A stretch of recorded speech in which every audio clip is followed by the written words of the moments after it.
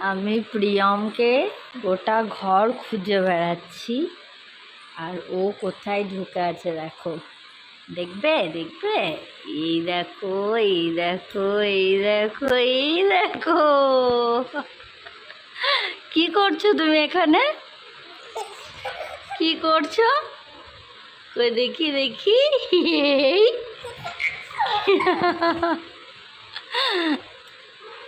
কই কই, এ বাবা এখানে লুকিয়ে গেছে। দেখি দেখি, কি দুষ্টু।